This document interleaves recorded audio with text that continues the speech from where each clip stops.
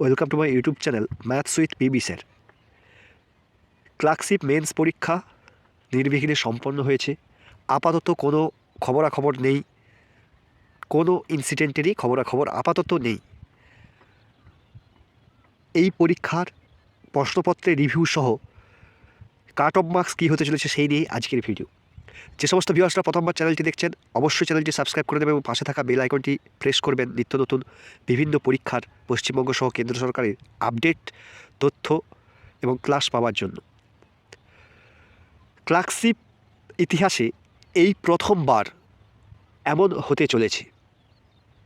হয়ে গেল clerkship men's পরীক্ষা এবং প্রশ্নপত্র এতদিন গত দুবার যে ক্লার্কশিপ হয়েছে তার মেন্সের যা ধরন ছিল প্রশ্নপত্রের, সেই প্রশ্নপত্রের ধরন কিন্তু এইবারে চেঞ্জ হয়ে গেল। সবথেকে বড় ব্যাপার যেটা 2017 সালে ক্লার্কশিপ, সেখানে কিন্তু কোনো অথবা থাকতো না, সেটা চেঞ্জ হয়ে 2019 ক্লার্কশিপে কিন্তু রিপোর্ট রাইটিংয়ে অথবা এলো। সেই ধারা বজায় রেখে এবছর রিপোর্ট রাইটিংয়ে অথবা এসেছে এবং সবথেকে যেটা ইন্টারেস্টিং যে recent activity, recent report writing, recent ইনসিডেন্টের ওপরে সাধারণত নেই। যে ব্যাপারটা গত দুটো ক্লার্কশিপ মেন্সে হয়ে আসছে যে প্রিসিস রাইটিং, যে জন্য প্রত্যেকটি ক্যান্ডিডেট যেটা সবথেকে বেশি বার প্র্যাকটিস করে গেছে যে প্রেসিস রাইটিং, টাইটেল দিয়ে ভালো টাইটেল বাছা, টোটাল প্রেসি রাইটিংটাকেই উড়িয়ে দেওয়া হলো, তার বদলে সামারাইজ অর্থাৎ সামারি রাইটিং। আমি আগে ভিডিওতে, কিছুদিন আগের ভিডিওতে আমি বলেছিলাম যে প্রেসিস রাইটিং এবং সামারি রাইটিংয়ের মধ্যে পার্থক্য কী, সেই পার্থক্য বলেছিলাম। এবং যে সমস্ত ভিউয়ার্সরা প্রেসিস এবং সামারির পার্থক্য জানে, অবশ্যই যারা ভিডিওটা দেখেছে অবশ্যই আশা করব ঠিক করে এসেছে।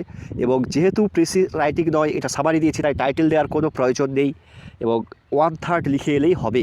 এবং সবথেকে যেটা বড় ব্যাপার, যেটা আমি ভালো করে বুঝিয়েওছিলাম, যে প্রেসিস রাইটিংয়ে কিন্তু মূল ভাব লিখতে হয়, এখানে কিন্তু মূল ভাব তো লিখতে হচ্ছেই, এখানে যেটা হচ্ছে মোটামুটি 1/3 লিখলেই হয়, সম্পূর্ণ পদের ভাব আলাদা ওয়ার্ডে প্রকাশ না করলেও চলবে। সেক্ষেত্রে দেখতে গেলে এখানে কিন্তু সামারি রাইটিং অনেকেই পারবে। তবে একটাই ব্যাপার, যেহেতু সবাই প্রেসিস রাইটিং প্র্যাকটিস করে গেছে, সামারি রাইটিং করেনি, সেজন্য কিন্তু একটু হলেও অসুবিধা হতে পারে। তাই ক্লার্কশিপ প্যাটার্নটা চেঞ্জ করেছে। আমি কোশ্চেনটা দেখতে বলবো। যে রিপোর্ট রাইটিংগুলো, আমিও 10টা ইম্পর্টেন্ট টপিক বলেছিলাম, অবশ্যই রিসেন্ট ইনসিডেন্টের ওপরে টপিকগুলো হয়, সেটা বলা হয়েছে, একটাও কিন্তু পড়েনি। শুধু আমি কেন, যে প্রেসিস দিয়েছে, এটাই পিএসসির হচ্ছে বলা চলে ক্ষমতা, বলা চলে, বা পিএসসির কী বলবো, স্যালুট পিএসসিকে। যে সমস্ত টপিকসগুলো দিয়েছে সেগুলো এক কথায় স্যালুট, অর্থাৎ কোনো কোচিং ইনস্টিটিউট থেকে শুরু করে কারও লাগেনি।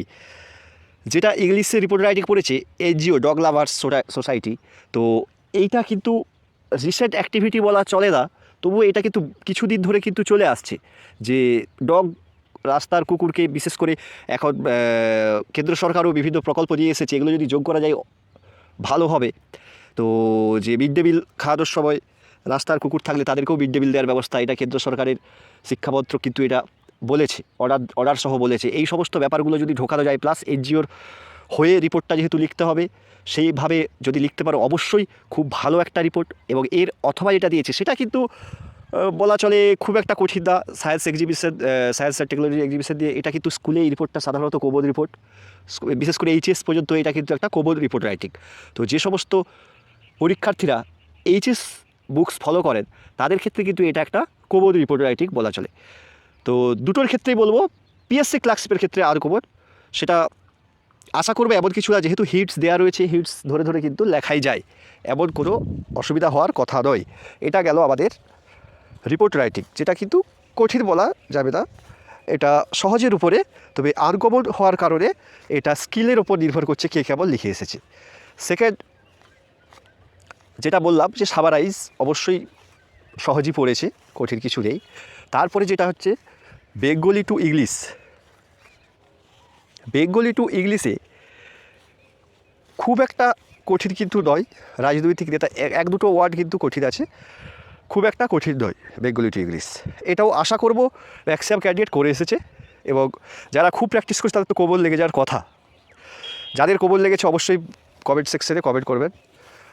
নেক্সট যেটা বেঙ্গলি পোর্শন, এখানেও কিন্তু খুব একটা কঠিন নেই, এখানেও একই সেম করেছে, যে সামারি রাইটিং যেটা ইংলিশে হয় সেটাই বাংলাতে হচ্ছে সারসংক্ষেপ লেখা, সেই সারসংক্ষেপ লেখাই কিন্তু দিয়েছে।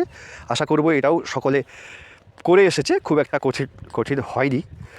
তো হিটস যেহেতু দেওয়া রয়েছে অসুবিধা কিছু নেই, এখানে রিপোর্ট রাইটিংও খুবই সহজই বলা চলে, আনকমন কিন্তু সহজ। আর নেক্সট চলে আসি যে ইংলিশ টু বেঙ্গলি, একদম সহজ। ইংলিশ টু বেঙ্গলিটা একদম সব থেকে বলা চলে সহজ হচ্ছে ইংলিশ টু বেঙ্গলি।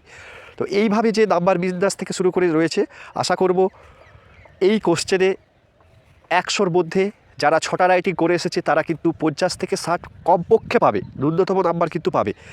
এবং কোশ্চেন লেভেলটা যেহেতু আনকমন পড়েছে, আনকমন পড়ার জন্য কিন্তু কোশ্চেন লেভেলটাকে ইজি কোনোভাবেই বলা যাবে না, কোশ্চেন লেভেলটা কিন্তু মডারেট। এবং কিছু কিছু বিশেষ করে যে সমস্ত ক্যান্ডিডেটরা রিটিনে খুব একটা ভালো না তাদের ক্ষেত্রে তো হার্ড মনে হবে। বিশেষ করে সামারি রাইটিং ইংলিশ কিন্তু একটু কঠিন, একটু না, আমি কঠিন বলবো, সামারি রাইটিং ইংলিশটা কিন্তু কঠিন ছিল। তো সেই হিসাবে অনেকের কাছে হার্ড মনে হবে, যেহেতু প্রেসিস দেয়নি তাই টাইটেল দেওয়ার গল্প নেই, সেখানে তোমরা মোটামুটি 1/3 যদি লিখে এসেছো অবশ্যই ভালো নাম্বার পেয়ে যাবে। আর এবারে চলে আসি পরের পোর্শন এই ভিডিওর, যে কাট অফ কী হতে চলেছে। দেখুন, এত তাড়াতাড়ি কাট অফ নির্ধারণ করা কঠিন ব্যাপার, তবুও আমি এটুকু বলবো যে সমস্ত ক্যান্ডিডেটরা 6টা রাইটিং লিখে এসেছেন এবং যাদের মনে হচ্ছে যে মোটামুটি 60 নাম্বার 50 থেকে 60 পাওয়া যাবে, তারা কিন্তু টাইপের জন্য লেগে পড়ো। টাইপ সবারই প্র্যাকটিস করা উচিত, বিশেষ করে যে সমস্ত ইডব্লিউএস ক্যান্ডিডেটরা রয়েছে, ভালো নাম্বার রয়েছে, অবশ্যই টাইপ প্র্যাকটিস করা উচিত। তাছাড়াও মোটামুটি যাদের টোটাল নাম্বার A+B অর্থাৎ পার্ট এ এবং পার্ট বি মিলিয়ে আন্দাজ মতো 110+ আসছে, সবাইকে বলবো যে কোনো ক্যাটাগরি বাছ বিচার করেই, ক্যাটাগরি না ধরে সবাইকে বলবো যাদের এই নাম্বারটা আসতে চলেছে তারা অবশ্যই টাইপ প্র্যাকটিসে নেমে পড়ো, কারণ বেশি দিন সময় লাগবে না, 2 মাসের মধ্যে কিন্তু রেজাল্ট বের হবে। মিলিয়ে দেবেন 2 মাসের মধ্যে ক্লার্কশিপ মেন্সের রেজাল্ট বের হবে এবং টাইপেরও ডেট দিয়ে দেওয়া হবে তারপরেই, সুতরাং তখন আর সময় পাবেন না। এই জন্য টাইপ প্র্যাকটিস যারা এখনও শুরু করেনি তাদেরকে বলবো যে হচ্ছে কোনো সেন্টারে ভর্তি হলে অবশ্যই ভালো হয়, তাহলে নিজেরা প্র্যাকটিস করো। 25+ টাইপ আসলে কিন্তু ওখানে 200টা ওয়ার্ড করা যায় না, এটা একদম অভিজ্ঞতা থেকে বলছি, 25+ কিন্তু আনতেই হবে। সেই জন্য সবাইকে বলবো যাদের মোটামুটি 6টা রাইটিং করে এসেছে অবশ্যই টাইপে ভর্তি হয়ে যাও এবং টাইপ প্র্যাকটিস করো।